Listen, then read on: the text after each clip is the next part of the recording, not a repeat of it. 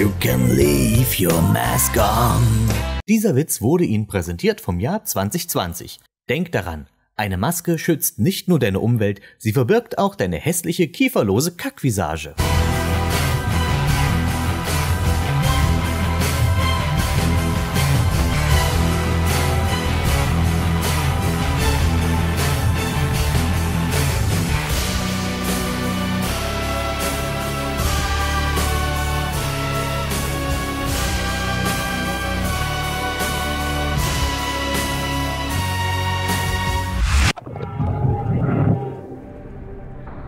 Ein krabbeliges Aloha zum Legacy of Familiendrama Erfahrungsbericht. Mit C von Seele ist es Raziel nun möglich, an speziellen Wänden emporzuklettern. Also anders als bei Mechia etwas, das er vielleicht auch so mit etwas Übung hätte rauskriegen können. Doch ich kann schon mal versprechen, die Qualität der dunklen Gaben wird in dieser Folge deutlich steigen. Mal sehen, ob sich unsere neue Ratgeberin schon bewährt. Wie Leichen in zu flachen Gräbern steigt Fäulnis an die Oberfläche. Jenseits dieser Säulen hallen die Schreie des geschändeten Opfers. Jupp, ich hoffe, du bist jetzt im Bilde, was zu tun ist. Ich weiß nicht, wie es euch geht, aber mein erster Gedanke war, ich muss zurück zur Nekropolis, weil Leichen in zu flachen Gräbern und Fäulnis und so. Nee, was Ariel eigentlich hätte sagen sollen ist, an der Säule hinter dir kann man hochklettern, da geht die Handlung weiter, Keule. Hinter dem Heiligtum liegt ein Hof und ein langer Tunnel. Hier ist alles voller Dumahin und ich empfehle einfach durchzurennen, weil du dich dumm und dusselig kämpfst, willst du hier alle Schlägertypen beseitigen. Schließlich findet Raziel das Grabmal der Seraphan, also des heiligen Paladin-Ordens, der in grauer Vorzeit die Vampire unter der Führung des Hüters Malek beinahe auslöschte. Zu Kains Lebzeiten gab es den Club allerdings schon längst nicht mehr. Somit ist das hier also ein Bauwerk aus einer Ära lange vor Blood Omen 1, was irgendwie faszinierend ist. Wappne dich, Raziel. Eine vergessene Geschichte wartet dort auf dich. Erkenne dich selbst, auch wenn es dich vernichten könnte. Dieser ganze Abschnitt, der auf ein uraltes Geheimnis hinführt, ist verdammt atmosphärisch gelungen. Hier zeigt Soul Reaver, was es kann in Sachen Spannungsbogen. Von Ariels kryptischer Botschaft zu Raziels kleiner Geschichtsstunde bezüglich der Seraphan, über die unheilvolle Andeutung des Älteren bis hin zu dem Öffnen der inneren Grabkammer. Als ich den Stein zur Seite zog, entwich aus der inneren Kammer die Grabesluft. Ich war nicht gerüstet für das, was ich jenseits dieser Schwelle fand. In der Krypta findet Raziel 6 leere Särge, in denen einst heilige Recken der Seraphan ruhten, mit den Namen seiner Brüder und seinem eigenen auf den Grabtafeln. Wir erfahren, dass Kains Söhne einst zu den edelsten Rittern des Seraphan-Ordens gehörten und er diesen alten Erzfeinden seiner Rasse in einem Anflug von Ironie das untote Leben einhauchte. Warum wissen wir, dass die Jungs hier voll Knorke waren zu Lebzeiten? Sie wurden Seite an Seite mit Malek bestattet. Naja, also Malek wurde nicht direkt bestattet, für den reicht es nur für eine Gedenktafel. Ich schätze, die Logik dahinter ist, dass er eine körperlose Rüstung war und keinen Leichnam hinterließ. Also außer die beiden Leichname, die er hinterließ. Na gut, okay, die liegen aber beide an Orten, wo kein Mensch hier hinkommt, also das mit der Gedenktafel, das passt schon so. Interessanterweise sind da Klauenspuren an Maleks Ornamenten. Ein Hinweis darauf, dass Kain seinen Zorn gegenüber seinem alten Rivalen nie ganz überwunden hat. Immerhin war Malek der eine Feind, den er nie selbst besiegen konnte. Jedenfalls fühlt sich Raziel nun seiner Bestimmung und seines Andenkens beraubt. Verhöhnt über den Tod hinaus und daher noch fester in seinem Entschluss, sich an Kain zu rächen. Somit nimmt er eigentlich sein altes Tagewerk aus ferner Vergangenheit als Vollstrecker der Vampire wieder auf. Doch was nun? Hier ist eine Sackgasse. Zugegeben, beim ersten Mal spielen hing ich hier tatsächlich eine Weile fest, bis mir die Spirale auf dem Boden auffiel.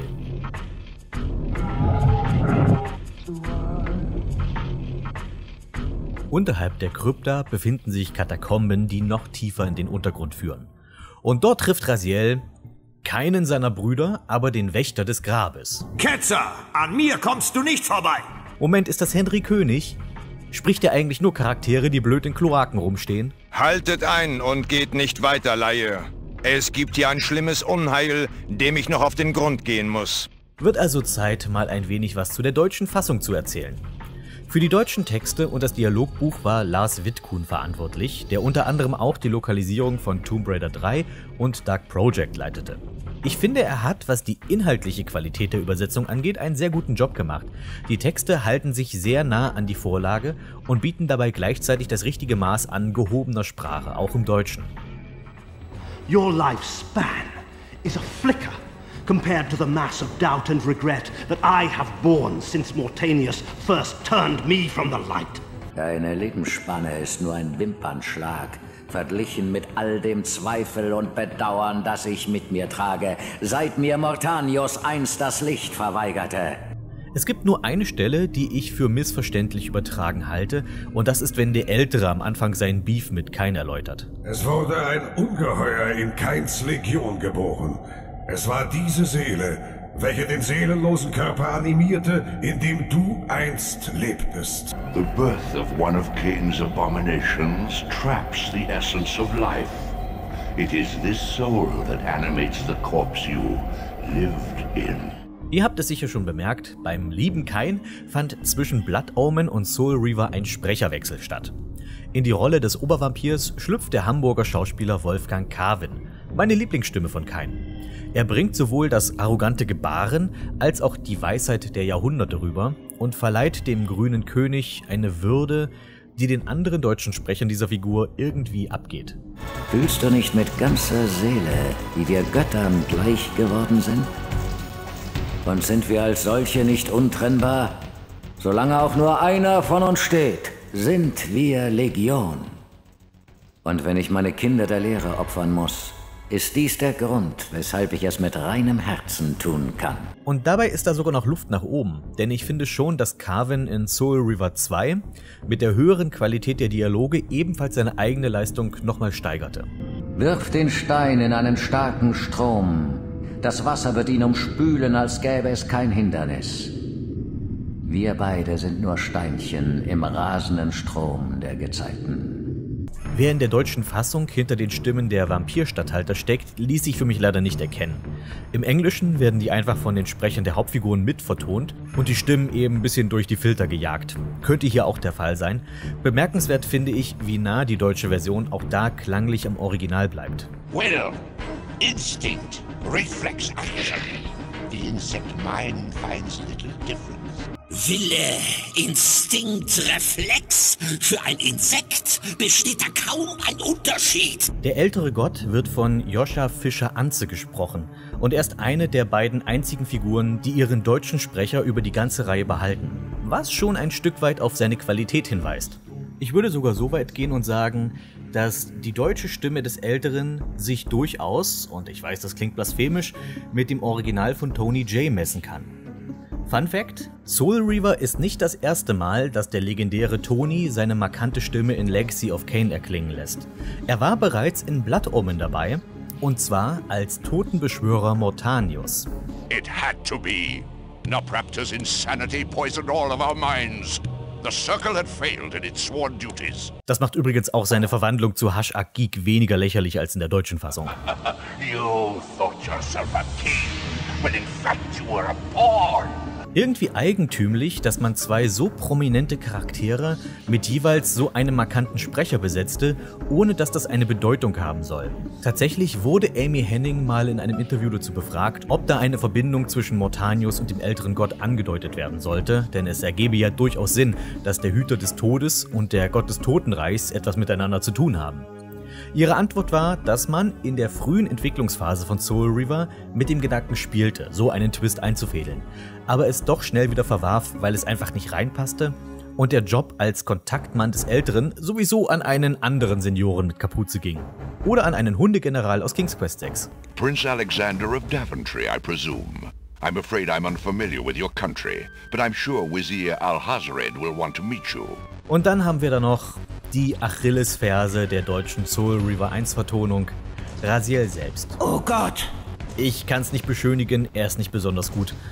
Eben weil er Raziels Persönlichkeit zu weinerlich spielt. Ja, es liegt etwas sehr Empörtes und Selbstgerechtes in Raziels Charakter, aber insgesamt sollte er nachdenklicher und ruhiger klingen. Der deutsche Sprecher hat immer etwas sehr Gehetztes. Was ist geschehen, dass du bei diesen Säulen spukst? Vielleicht, weil er viel Text auf wenig Platz sprechen musste, aber es kommt so putzig aufgeregt rüber.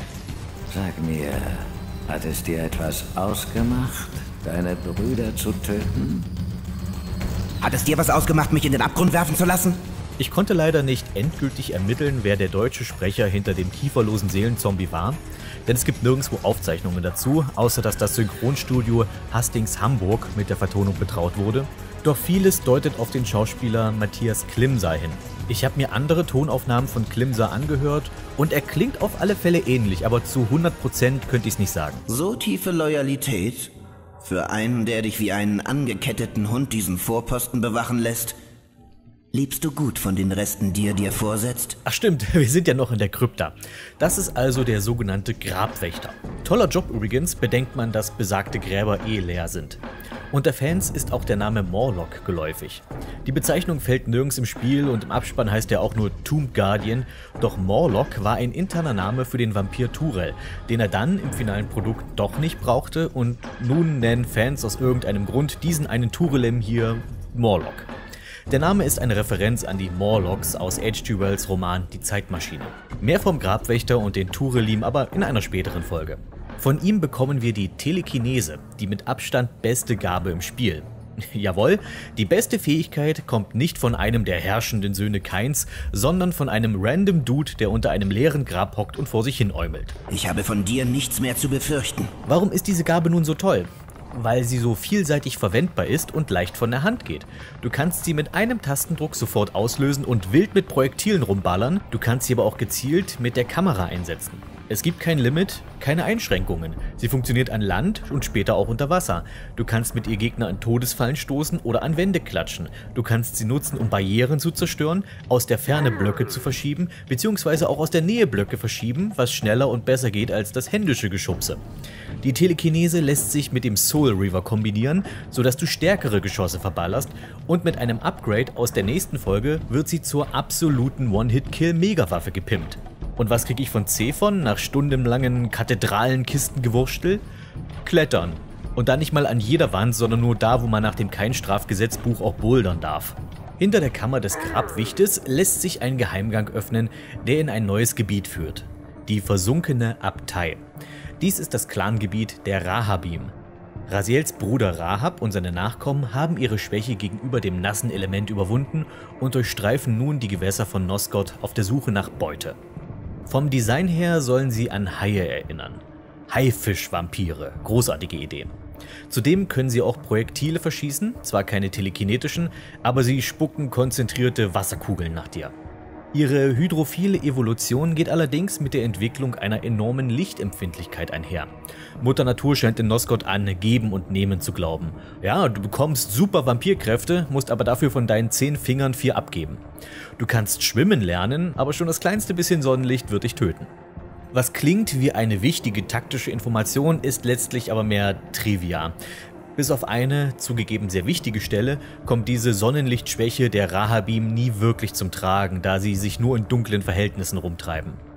Für mich gehören sie jedenfalls zu den gefährlichsten Gegnern im Spiel, da Wasser bislang eine der besten und sichersten Methoden war, um Vampire zu erledigen, und diese Strategie fehlte hier völlig, plus eben die Tatsache, dass Raziel selbst immer noch schwach gegenüber Wasser ist. Darauf setzt übrigens auch dieses Level hier. Also im Gegensatz zu den vorherigen Abschnitten nur minimales Blockschieben, Halleluja, aber dafür das fummeligste und schwierigste Plattforming in Soul Reaver. Natürlich alles über Wasser, was bedeutet, dass ein falscher Sprung auf der spektralen Ebene endet, wo du dann erstmal wieder Energie tanken darfst, zum Portal latschen musst und dann wieder zur Sprungpassage zurückkehrst. Und vergiss nicht, dass die Rahabim spucken können und garantiert nur deshalb, um dich eben von den schmalen Stegen runterzuschubsen. Nein, nein, nein, nein, nein, nein, nein, nein, nein, nein, nein, nein, nein. Wenn das nicht wäre, würde ich die Abtei fast zu meinen Lieblingsabschnitten im Spiel zählen. Einfach weil Monster in unbekannten Wassertiefen immer ein Garant für feinste Gänsehaut sind. Eine Abtei also. Langsam werden die christlichen Untertöne von Soul Reaver schon zu Obertönen. Erst ein Friedhof, okay, sowas gibt's auch in anderen Kulturen, wobei die Nekropolis von der Gestaltung her schon deutlich an den abendländischen Gottesacker mahnte. Dann eine Kathedrale, auch klar woher das kommt, nun eine Abtei. Ein Gebäude, was halt wirklich direkt nach einem Würdenträger, einem Abt der katholischen Kirche, benannt ist. Dazu kommen hier und da Fenstergläser mit kunsthistorisch-christlicher Bildsprache, allen voran die klassische Darstellung des Heiligenscheins. Die Abtei selbst gehört zu diesen Videospielorten, dessen Geschichte einem nicht konkret erzählt wird, sondern die man sich selbst anhand der Gestaltung erschließt, sofern man die Augen offen hält. Die Abtei hat einen menschlichen Ursprung, darauf deuten die häufigen Sonnenornamente und menschlichen Gesichter hin, die für vampirische Erbauer keinen Sinn ergeben. Später muss das Kloster von Vampiren erobert und länger bewohnt worden sein, denn viele der Gebäude zieren nun steinerne Abbilder des Turelim-Clans. Irgendwann wurde die Region dann geflutet und die wasserfesten Rahabim vertrieben Turels Nachkommen von hier. Dies wurde tatsächlich bewusst so designt, um auf die territorialen Kriege unter den Brüdern hinzudeuten. Beispielsweise kannst du an den Grenzen von Rahabs Reich Exemplare der Dumahin und der Turelim finden, so als ob diese beiden eigentlich stärkeren Familienzweige auf dem Vormarsch sind und versuchen Rahab wieder Gebiete abzuluxen. Einzig der See außerhalb der Abtei bleibt etwas unklar, was das betrifft. Dort findet Raziel ein verlassenes Schiff, dessen Ursprung nicht eindeutig zuordnenbar ist. Das Haifischmaul am Bug lässt auf die Rahabim schließen, aber die bräuchten eigentlich kein Schiff. Also lassen sich auch menschliche oder andere vampirische Seefahrer vermuten, die bis hierhin kamen und dann von den Fischblutsaugern erledigt wurden. Letzteres halte ich für wahrscheinlich, denn wenn Raziel später schwimmen kann, dann entdecken wir ein Nest der Rahabim am Grund des Sees. Die Abtei ist flächenmäßig übrigens eines der kleineren Level. Wenn du nicht runterfällst, bist du hier sehr schnell durch. Im Grunde kletterst du ins Dachgebälk einer Kirche, hüpfst durch eine Öffnung über Wasserspeier auf ein Dach, von dort zu einer Kette und die Kette öffnet den Weg zum Boss. Das war's. Apropos Raziel. Rahab, du hast dich deiner Umgebung gut angepasst. Erstaunlich für jemand von so geringem Geist. Spotte nicht, Raziel. Du weißt doch, wie viel Kraft es braucht, den eigenen Schatten zu überwinden. Kain sagte, du würdest kommen. Du redest mit dem Mörder? Du tätest gut daran, deine lästerliche Zunge zu hüten. Was hat er dir noch gesagt? Dass du mich vernichten würdest. Das werde ich auch. Doch sag du mir, bevor ich deine Seele aus ihrer Verankerung reiße, weißt du, was wir waren, bevor wir zu Kains Brut wurden? Menschlich. Seraphan Rahab, das genaue Gegenteil von allem, was wir jemals glaubten. Was liegt daran? Wir waren verloren. Er hat uns gerettet. Uns gerettet? Wovor? Vor uns selbst. Das ist also Rahab, der Bruder mit dem Hang zur Nautik. Wie schon bei Zephon zuvor hat man sich bemüht, ihn in dem kurzen Dialog klar von seinen Geschwistern abzuheben. Anders als bei den ersten beiden Brüdern erfahren wir hier zum Beispiel mehr über das Verhältnis von Rahab zu Kain und nur indirekt Rahab zu Raziel. Raziel eröffnet das Gespräch direkt mit einer Beleidigung, auf die Rahab sehr gelassen reagiert und schlicht darauf hinweist, wie groß eigentlich seine Leistung ist, womit er recht hat. Man könnte also meinen, dass Rahab allgemein eine sehr gelassene Figur ist. Doch dann beleidigt Raziel auch noch Kain und das ist der Punkt, bei dem sich Rahab echauffiert. Ich denke, was die Macher damit ausdrücken wollen, ist, dass dieses Kind Kains seinem Vater deutlich ergebener ist als die anderen. Deswegen wird auch betont, dass Kain und Rahab miteinander sprechen, während das bei Melchi und Zephon nie geklärt wird. Es läge nahe, da ja niemand von Raziels Rückkehr aus der Unterwelt überrascht zu sein scheint, aber nur bei Rahab wird es halt konkret gesagt. Und das wiederum erklärt auch, warum Raziel gleich so verächtlich in den Dialog geht. Er weiß noch von früher, wie Rahab tickt, dass er Kain widerspruchslos vergöttert und das stößt den wütenden Racheengel eben ab. Vielleicht fragt Raziel auch deshalb konkret Rahab nach der Hintergrundgeschichte um die Seraphan, da er von allen Söhnen Kains am ehesten in das Geheimnis eingeweiht worden wäre. Seine Antwort, Kain habe sie vor sich selbst gerettet, ist irgendwie kryptisch. Ich deute es als weitere Hingabe an Kain. Rahab betrachtet diesen Akt, aus einem heiligen Ritter einen Vampir zu machen, nicht als Frevel, so wie Raziel, sondern als Erlösung durch einen gütigen Retter. Darum stellt sich Rahab auch nicht gegen die Vorausdeutung Kains, dass Raziel ihn vernichten wird. Es ist ein Gottesurteil für ihn. Und das ist auch gut so, denn wenn Rahab sich Raziel nicht stellen wollte, könnte er einfach in die Tiefen seiner Abtei tauchen und der große Bruder, ihr nicht einmal Kain, könnten ihn dort erwischen. Ganz anders als Melchior und besonders Zephon. Vielleicht ist das sogar der Grund, warum die Autoren Rahab diesen Charakter gaben, um zu rechtfertigen, warum er sich mit nur wenig Gegenwehr töten lässt. Das geht übrigens so. Mit deiner Telekinese schießt du alle Fenster in der Kapelle kaputt. Das ist etwas unterwältigend. Rahab kommt gelegentlich vorbeigeschwommen und beißt dir in die Wade, aber selbst wenn du alle Energie verlierst und in die Geisterwelt musst, ist es ja nicht so, dass dir das gefährlich wird. Schuppenbruder folgt dir nicht, der hätte dort nämlich arge Probleme, weil Wasser so dünn wie Luft ist. Oh nein, Rahab setzt Platscher ein. Sind alle Fenster kaputt, fällt durch eine Apparatur an der Decke nochmal extra viel Sonnenlicht und Raziel kann Rahabs Seele ausnehmen.